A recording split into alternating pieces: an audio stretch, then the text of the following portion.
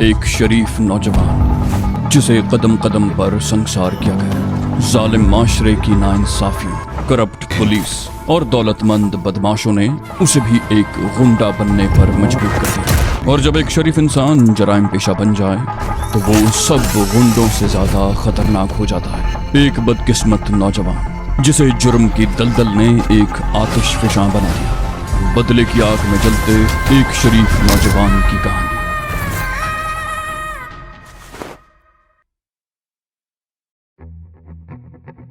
Police वालों की आवाजें तकरीबन आधे घंटे तक सुनाई देती रहीं।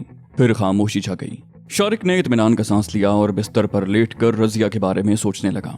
उस वार्ड में रजिया नर्स की ड्यूटी थी और पुलिस रजिया से ये सवाल पूछेगी कि जब मरीज वार्ड से गायब हुआ था तो वो कहाँ थी। इस तरह रजिया शुबे की जद में आ सकती थी और पुलिस को जिस पर शुबा हो उसकी जबान खुलवाने में उन्हें ज्यादा देर नहीं लगती। शारिक जागता रहा। सुबह 4 बजे तक मुख्तलिफ समतों से आवाजें सुनाई देती रहीं और फिर खामोशी छा गई। शारिक को अंदेशा था कि अगर रजिया पकड़ी गई तो पुलिस किसी भी वक्त यहाँ पहुंच सकती है। वो जागते रहने की कोशिश कर रहा था लेकिन नींद ने उसे मगलूब कर लिया और उसकी आंखें बंद हो गईं। उसकी आंख खुली तो कमरे में दिन की हल्की सी रोशनी थी और ये रोशनी ऊपर वाले रोशनदान से आ रही थी। सामने वाली दीवार पर लगी हुई घड़ी 9 बजे का वक्त बता रही थी। उसने गर्दन घुमाकर इधर उधर देखा और फिर चौंके बगैर न रह सका। मसहरी के करीब ही फर्श पर बिछी हुई दरी पर नर्स रजिया सो रही थी। शारिक को पता नहीं चल सका था कि वो किस वक्त आई थी। उसने उसे जगाया नहीं था और कपड़े बदलकर दरी पर ही सो गई थी। शारिक अपने आप को घसीटकर मसहरी के किनारे पर आ गया और रजिया की तरफ देखने लगा। वो बिल्कुल सीधी लेटी हुई थी। एक हाथ पेट पर रखा हुआ था और दूसरा पहलू में था। तभी अचानक बाहर दरवाजे पर दस्तक की आवाज उभरी। वो चौंक गया। कुछ देर के बाद आवाज दोबारा सुनाई दी। इस मर्तबा जोर से दस्तक की गई थी। शारिक ने रजिया की तरफ देखा। वो गहरी नींद में थी और उसने आवाज नहीं सुनी थी। शारिक ने अपनी सही टांग मसहरी से नीचे लटकाई और पैर से रजिया का कंधा हिलाने लगा। इस दौरान दस्तक की आवाज तीसरी मर्तबा सुनाई दी। शारिक ने रजिया के कंधे को जोर से हिलाया। रजिया हड़बड़ा कर उठ गई। क्या है? कौन हो तुम? वो गहरी नींद से उठाए जाने पर बदहवास सी हो गई थी। शारिक सरगोशियाना लहजे में बोला, हवास पर काबू रखो, बाहर कोई आया है। दरवाजे पर दस्तक हो रही है। रजिया उठकर बैठ गई। ओह! उसने शारिक को देखते हुए बिखरे हुए बालों का जूड़ा बनाया। बोली, कौन है बाहर? शारिक बोला, पता नहीं, जाकर देखो और अपने हवास काबू में रखो। ऐसा ना हो कि तुम्हारी बातों से यहाँ मेरी मौजूदगी का राज खुल जाए। रजिया बोली, अब मैं होश में आ गई हूँ, तुम फिक्र मत करो। वो मुस्कुराती हुई कमरे से निकल गई। उसने दरवाजा भेड़ दिया। उसके जाते ही शारिक अपनी जगह से उठ गया और बड़ी मुश्किल से लंगड़ाता हुआ चलकर दरवाजे के पीछे दीवार के साथ खड़ा हो गया। उसने तय कर लिया था कि अगर पुलिस वाले उसकी तलाश में यहाँ आए तो पकड़े जाने से पहले एक आध को तो खत्म कर ही देगा। 2 मिनट गुजर गए लेकिन अंदर कोई नहीं आया। अलबत्ता बाहर से बातों की आवाजें सुनाई देती रहीं। रजिया किसी से बातें कर रही थी। दूसरी आवाज किसी मर्द की थी। रजिया तकरीबन 10 मिनट तक दरवाजे में खड़ी किसी से बातें करती रही। फिर उसने दरवाजा धड़ से बंद कर दिया। शारिक कमरे के दरवाजे के पीछे से दीवार से चिपका खड़ा रहा। कुछ देर बाद दरवाजा खुला और रजिया अंदर आ गई लेकिन दूसरे ही कदम पर वो ठिठक कर रुक गई। उसने मुड़कर देखा तो शारिक को दरवाजे के पीछे खड़े पाकर उसके मुंह से बेख्तियार गहरा सांस निकला। बोली, ओह, मैं तो परेशान हो गई थी कि तुम कहाँ गायब हो गए। चलो बेड पर लेटो। इस तरह चलना फिरना तुम्हारे लिए खतरनाक साबित हो सकता है। तुम्हें चंद रोज तो हरकत भी नहीं करनी चाहिए। उसने आगे बढ़कर शारिक को सहारा दिया और उसे दोबारा बिस्तर पर लेटा दिया। बोली, मैं रात भर की जागी हुई थी, आते ही सो गई। मुझे ये ख्याल भी नहीं रहा कि तुम्हें नाश्ता भी करवाना है। लेकिन जब मैं इस कमरे में आई थी तो तुम गहरी नींद सो रहे थे। मैंने तुम्हें जगाना मुनासिब नहीं समझा। शारिक बोला, मैं अभी सुबह 5 बजे के बाद ही सोया था। रात भर अस्पताल में खासा हंगामा रहा। पुलिस ने रिहायशी क्वार्टरों की तलाशी भी ली थी। रजिया बोली, हाँ, मुझे रात को ही पता चल गया था कि पुलिस ने क्वार्टरों की भी तलाशी ली थी। मैं तुम्हें तफसील से सब कुछ बताऊंगी लेकिन पहले नाश्ता तैयार कर लूं। तुम्हें भूख लग रही होगी और मैंने भी अभी तक कुछ नहीं खाया। शारिक ने सवालिया निगाहों से उसकी तरफ देखा। बोला, अभी कौन आया था? रजिया ने मानी खेज अंदाज में मुस्कुराते हुए कहा, पड़ोसन का शौहर। मेरी पड़ोसन आरिफा भी नर्स है और दिन की ड्यूटी कर रही है। उसका शौहर रफीक अपने आप को गुलफाम समझता है और मेरे बारे में खुशफहमी में मुब्तला है। अभी इसलिए आया था कि मेरे पास बैठकर कुछ गपशप करेगा लेकिन मैंने उसे भगा दिया कि रात की ड्यूटी करके आई हूँ, अब सोना चाहती हूँ। अजीब आदमी है, अपनी बीवी को छोड़कर दूसरी औरतों के पीछे कुत्तों की तरह दुम हिलाता फिरता है। हालांकि उसकी बीवी इस अस्पताल की सबसे खूबसूरत नर्स है। वाकई बहुत हसीन है। शारिक बोला, तुमसे भी ज्यादा। रजिया ने उसके चेहरे पर नजरें जमा दी। बोली, ओह, कहीं तुम भी अपनी बीवी से, मेरा मतलब है अपनी दोस्त समीना से उकता तो नहीं गए? शारिक के मुंह से बेख्तियार निकला, ओह, तो तुम समीना के बारे में भी जानती हो? रजिया बोली, बहुत अच्छी तरह। वैसे भी अखबारात में तुम दोनों का नाम साथ में ही छपता है। बहरहाल बातें बाद में होंगी, पहले मैं नाश्ता तैयार कर लूं। तुम्हें दवाएं भी देनी हैं। मैं अस्पताल से तुम्हारे लिए दवाएं ले आई हूं। रजिया कमरे से निकल गई। उसने दरवाजा भेड़ दिया। शारिक मसहरी पर लेटा रहा। रजिया तकरीबन पौन घंटे बाद कमरे में आई थी। उसने हाथ में उठाई हुई ट्रे एक छोटी मेज पर रख दी और मेज को उठाकर मसहरी के करीब कर दिया और एक कुर्सी भी करीब कर ली। शारिक अपने आप को खींचकर मसहरी की पुश्त से टेक लगाकर बैठ गया। उसने ट्रे की तरफ देखा। एक प्लेट में पराठे थे और 2 प्लेटों में फ्राई अंडे, 2 कपों में चाय भी थी। रजिया ने पूछा, खुद खा लोगे या मैं अपने हाथ से खिलाऊं? शारिक बोला, मैं खुद ही खा लूंगा, लेकिन पहले कुल्ली करना चाहता हूं। रजिया ने उठकर उसे कुल्ली करवाई और एक प्लेट में पराठा रखकर उसके सामने रख दिया। साथ ही अंडे की प्लेट भी रख दी। वो दोनों नाश्ता करने लगे। शारिक ने एक निवाला मुंह में रखते हुए कहा, हाँ, अब जरा तफसील से बताओ, रात को अस्पताल में क्या हुआ था? मैं तुम्हारे बारे में परेशान था कि अगर पुलिस को शुबा हो गया तो तुम भी नहीं बचोगी। रजिया ने मुस्कुराते हुए कहा, पुलिस को मुझ पर शुबा हो ही नहीं सकता। तुम्हें यहाँ छोड़ने के बाद मैंने व्हीलचेयर दूर किसी दूसरे ब्लॉक के पीछे छोड़ दी थी। फिर अपने वार्ड का चक्कर लगाती हुई ड्यूटी रूम में चली गई। उसके बाद फिर अपने वार्ड में आई और बाहर निकलकर शोर मचा दिया कि मेरे वार्ड का एक मरीज गायब हो गया है। और ठीक उसी वक्त डीएसपी की निगरानी में एक पुलिस पार्टी तुम्हें गिरफ्तार करने के लिए पहुंच गई। और जब उन्हें पता चला कि तुम गायब हो गए हो तो एक हंगामा उठ खड़ा हुआ। वो चंद लम्हों को खामोश हुई और फिर तफसील से सब कुछ बताने लगी। बोली, मैंने भी पुलिस के खिलाफ एक हंगामा खड़ा कर दिया था। रात को मेडिकल सुपरिटेंडेंट ने अस्पताल के सीनियर डॉक्टरों के साथ मीटिंग में ये फैसला किया है कि वजीर सेहत और दीगर मुतल्लिका महकमों को इस सूरत हाल से आगाह किया जाए और पुलिस के इस रवैये के खिलाफ कार्रवाई का मुतालबा किया जाए। शारिक ने उसकी तरफ देखते हुए कहा, लेकिन अगर पुलिस को तुम पर शुबा हो जाता तो जानती हो क्या होता? रजिया ने मुस्कुराते हुए कहा, जानती हूँ, लेकिन इसकी परवाह कौन करता है? शारिक उसके चेहरे पर नजरें जमाते हुए बोला, लेकिन एक बात बताओ, तुमने अगर मुझे पहचान लिया था तो अपनी जान खतरे में क्यों डाली और मेरी मदद क्यों की? रजिया बोली, अगर मैं तुम्हारी मदद न करती तो इस वक्त तुम पुलिस की हिरासत में होते।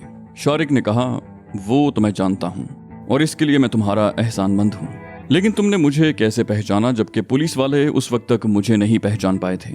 वो बोली, अगर मैं उन दोनों पुलिस वालों की जो तुम्हारे बारे में जानने के लिए 8 बजे के करीब आए थे बातें न सुन लेती तो मुझे तुम्हारी असलियत का पता न चलता। तुम्हें याद होगा कि मैं उन पुलिस वालों के साथ ही वार्ड से बाहर गई थी। वो दोनों राजदाराना लहजे में बातें कर रहे थे। एक ने कहा था कि तुम शारिक ही हो, लेकिन इस पते से तस्दीक करनी चाहिए जो तुमने उन्हें बताया था। वार्ड में वापस आकर मैंने तुम्हारे चेहरे को गौर से देखा। तुम्हारी तस्वीर अखबारों में छपती रही है। सरसरी तौर पर देखने से तुम्हें शनाख्त नहीं किया जा सकता, लेकिन गौर से देखने पर मैंने तुम्हें पहचान लिया और मैंने तुम्हारी मदद करने का फैसला किया। शारिक ने सवालिया निगाहों से उसकी तरफ देखा। बोला, क्यों? रजिया ने कहा, मैं तुम्हारे बारे में सब कुछ अखबार में पढ़ चुकी हूँ। तुम तो शरीफ आदमी थे, शराफत की जिंदगी बसर करना चाहते थे, लेकिन इन पुलिस वालों ने ही तुम्हें मुजरिमाना रास्ता इख्तियार करने पर मजबूर किया।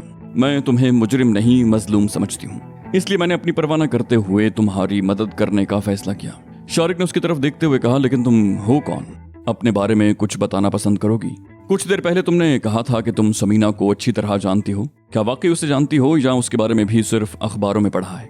रजिया मुस्कुराते हुए बोली, मैंने उसके साथ पढ़ा है। शारिक चौंक गया। क्या? रजिया बोली, मैं समीना को जाती तौर पर जानती हूँ।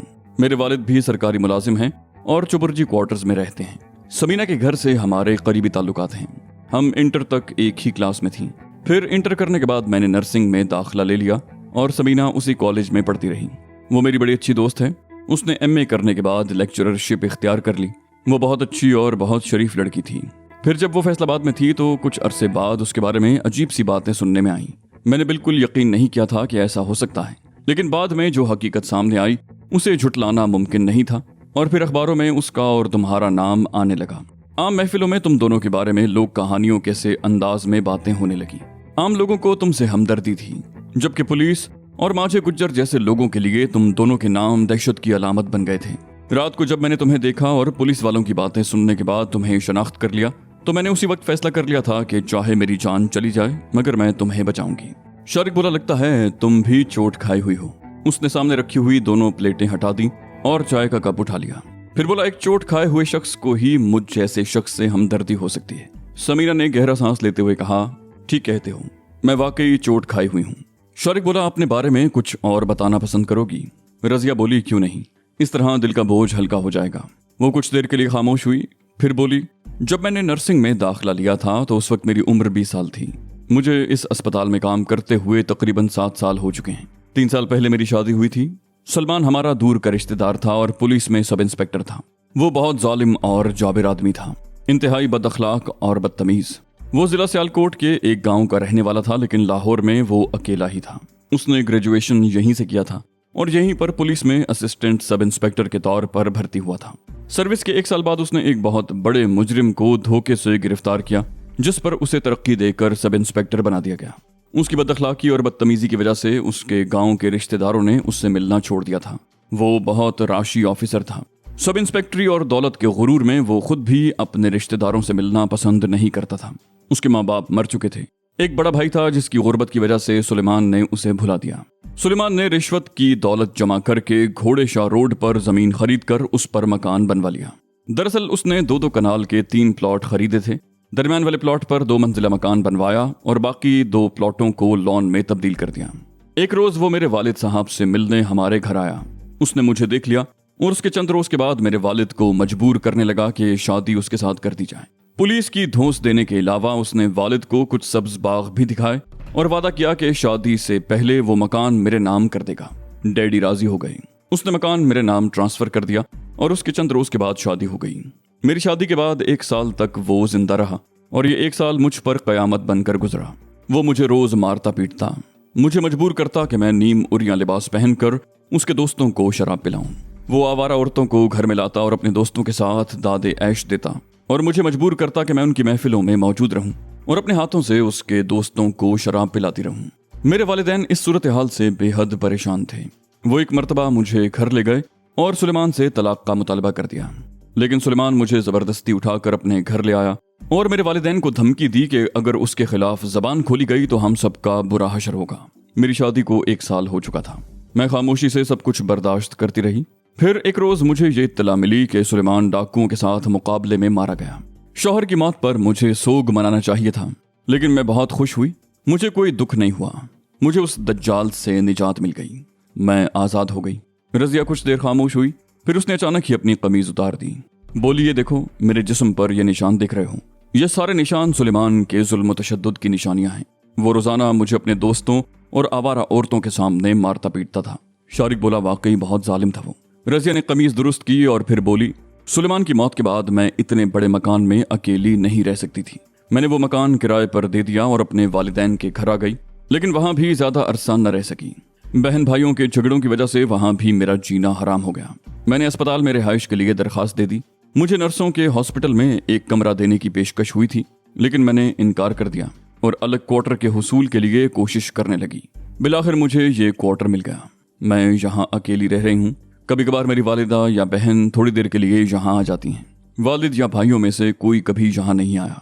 शारिक ने गहरा सांस लेते हुए कहा, बड़ी अफसोसनाक दास्तान है तुम्हारी। रजिया बोली, वो एक पुलिस वाला ही था जिसने मुझे बर्बाद किया था। वो तो अच्छा ही हुआ कि 1 ही साल के बाद वो जहन्नम वासिल हो गया, वरना मैं अब तक अजाब झेल रही होती।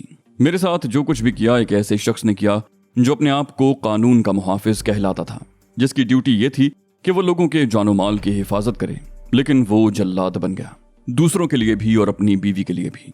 इसलिए मुझे पुलिस के नाम से ही नफरत हो गई है। तुम्हें पुलिस से बचाकर मुझे जो तस्कीन मिली है तुम उसका अंदाजा नहीं लगा सकते। शारिक खामोशी से उसकी तरफ देखता रहा। रजिया काबिल एतमाद थी, उस पर भरोसा किया जा सकता था। इससे बड़ी बात और क्या थी कि उसने अपनी जान खतरे में डालकर उसे गिरफ्तार होने से बचाया था और अपने घर में पनाह दी थी। वो नाश्ता खत्म कर चुके थे। रजिया ने बर्तन उठाकर किचन में अपना काम खत्म किया और ड्रेसिंग टेबल पर रखी हुई थैली में से कुछ अद्वियात निकाल ली। वो शारिक की तरफ देखते हुए बोली, ये दवाएं मैं तुम्हारे लिए लेकर आई हूँ। ये गोलियां अभी खा लो। मुझे उम्मीद है कि अगर तुमने चंद रोज आराम किया तो ठीक हो जाओगे। शारिक ने कहा, तुम्हारे जैसी हमदर्द नर्स हो तो मरीज को ज्यादा परेशान नहीं होना चाहिए। वैसे मेरा ख्याल है कि तुम अब सो जाओ, क्योंकि शाम को तुम्हें फिर ड्यूटी पर जाना होगा। रजिया बोली, आज मेरा ऑफ है। वैसे थोड़ी देर की नींद लेना ही बेहतर है। पहले तुम ये गोलियां खा लो। रजिया ने शारिक को दवा खिलाई और दरवाजा बंद करके कुर्सी का कुशन उठाकर दरी पर डाल दिया। बोली, मैं यहाँ सो रही हूँ। अगर तुम्हें किसी चीज की जरूरत हो तो मुझे जगा देना, और अगर बाहर कोई आ जाए तो तुम खामोश रहना। वैसे कोई आएगा नहीं, क्योंकि तमाम पड़ोसी जानते हैं कि आजकल मैं नाइट ड्यूटी कर रही हूँ और दिन में सोती रहती हूँ। शारिक ने मुस्कुराती हुई निगाहों से उसकी तरफ देखा। बोला, और अगर तुम्हारा वो पड़ोसी आ गया जो पहले आया था तो? रजिया ने भी मुस्कुराते हुए कहा, मैंने उसे डांट दिया था, अब वो नहीं आएगा। वो दरी पर लेट गई। शारिक बोला, क्या तुम मेरा एक काम कर सकती हो? रजिया फिर उठकर बैठ गई। बोलो, क्या काम है? शारिक ने कहा, कल सुबह घर से निकलते वक्त मैंने समीना से कहा था कि 2-3 घंटों में वापस आ जाऊंगा। अब मुझे घर से निकले हुए तकरीबन 24 घंटे हो चुके हैं। समीना और माँ जी परेशान हो रही होंगी। मैं चाहता हूँ कि तुम। रजिया बोली, मुझे पता बता दो, मैं अभी जाकर उन्हें बता देती हूँ। बहुत अरसा हुआ समीना से मुलाकात भी नहीं हुई। शारिक बोला, अभी नहीं, तुम थोड़ी देर सो लो, शाम को चली जाना। रजिया फिर लेट गई। बोली, ठीक है, जैसे तुम्हारी मर्जी। थोड़ी देर बाद ही रजिया सो चुकी थी। शारिक मसहरी की पुश्त से टेक लगाए नीम दराज उसकी तरफ देख रहा था। समीना वाकई परेशान थी। शारिक ने 2-3 घंटों में वापस आने को कहा था, लेकिन आज दूसरा दिन था और उसकी तरफ से कोई इत्तला भी नहीं मिली थी। उसे अंदेशा था कि शारिक कहीं हाजी के आदमियों या पुलिस के हत्थे न चढ़ गया हो। अगरचे पुलिस की तरफ से अखबारों में उनके मरने की खबरें शाया हो चुकी थीं, लेकिन वो इंस्पेक्टर उस्मान की रिपोर्ट से वाकिफ थी। उसने शारिक को बताया था कि पुलिस ने शारिक और समीना की मौत की खबर तो जारी कर दी थी, लेकिन पुलिस के आला अफसरान मुतमईन नहीं थे। उन दोनों के बारे में आला सतह पर खुफिया मीटिंग्स हो रही थीं। सुबह 10 बजे समीना ने तुफैल को भेज दिया था कि शारिक के बारे में मालूम करके आए। तुफैल 4 बजे के बाद वापस आया था। उसने जो इत्तला दी थी वो बड़ी सनसनीखेज थी। उसके कहने के मुताबिक कल सुबह 11 बजे के करीब एक हादसे में 2 आदमी हलाक हुए थे और एक शदीद जख्मी था, जिसे अस्पताल में दाखिल करा दिया गया था।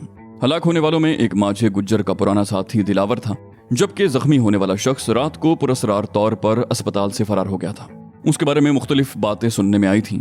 बाज लोगों का कहना था कि वो कोई देहाती था जो पुलिस के खौफ से अस्पताल से भाग गया था, और बाज लोग ये कह रहे थे कि वो शारिक था जो पुलिस को गच्चा देकर अस्पताल से फरार हो गया था।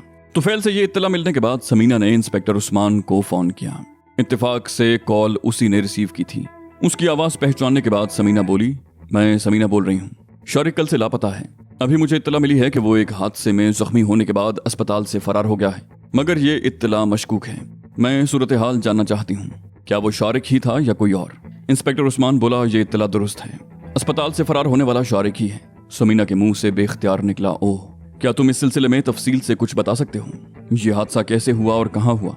इंस्पेक्टर उस्मान बोला, इस सिलसिले में मुझे भी आज सुबह ही मालूम हुआ है। कल एक टैक्सी तेज रफ्तार बस से टकरा गई थी। उस हादसे में टैक्सी ड्राइवर और दिलावर मौके पर ही हलाक हो गए। दिलावर माझे गुज्जर का पुराना साथी है। शारिक के बारे में मुख्तलिफ बयानात हैं। हादसे के बाद चशमदीद गवाहों का बयान है कि उन्होंने शारिक को टैक्सी से छलांग लगाते हुए देखा था, जबकि अस्पताल में होश में आने के बाद शारिक ने बयान दिया था कि वो सड़क पार कर रहा था और टैक्सी से बचने के लिए दौड़ा था कि एक मोटरसाइकिल से टकरा गया। शारिक का बयान लेने वाले पुलिस ऑफिसर को उस पर शुबा हुआ था कि वो शारिक है, लेकिन कोई कार्रवाई करने से पहले वो उसके बारे में तस्दीक करना चाहते थे। और तस्दीक करने के बाद जब पुलिस की एक पार्टी अस्पताल में पहुंची तो शारिक फरार हो चुका था। समीना ने पूछा, क्या शारिक ज्यादा जख्मी था? इंस्पेक्टर उस्मान ने कहा, हाँ, सर, बाजू और चेहरे पर चोटें आने के अलावा उसकी पिंडली की हड्डी क्रैक हो गई थी। वो चलने के काबिल नहीं रहा था। समीना बोली, ओह, ऐसी सूरत में वो कहाँ जा सकता है? इंस्पेक्टर उस्मान बोला, पुलिस वाले भी इस बात पर हैरान हैं। पुलिस ने रात को अस्पताल का मुहासरा कर लिया था और पूरे अस्पताल की तलाशी ली गई थी। रिहायशी क्वार्टर्स को भी चेक किया गया था, लेकिन उसका कोई सुराग नहीं मिला। आज सुबह पुलिस इस नतीजे पर पहुंची है कि शारिक के कोई साथी अस्पताल आए थे जो उसे फरार करा के ले गए। पुलिस उसकी गिरफ्तारी के लिए मुश्तबा मकामात पर छापे मार रही है। इस इत्तला के बाद समीना की परेशानी बढ़ गई थी। शारिक जख्मी था, उसकी टांग की हड्डी टूट गई थी और वो अस्पताल से फरार हो गया था। लेकिन सवाल ये पैदा होता था कि वो किस तरह चलकर गया होगा। वो खुद से कहीं गया था या वाकई उसके कोई साथी उसे फरार करा के ले गए थे? लेकिन वो कौन हो सकते थे? आजकल उनके साथ कोई नहीं था। कदीर पुलिस के हाथों मारा गया था और जफरी और पप्पू को उसने खुद गोलियां मारकर हलाक कर दिया था।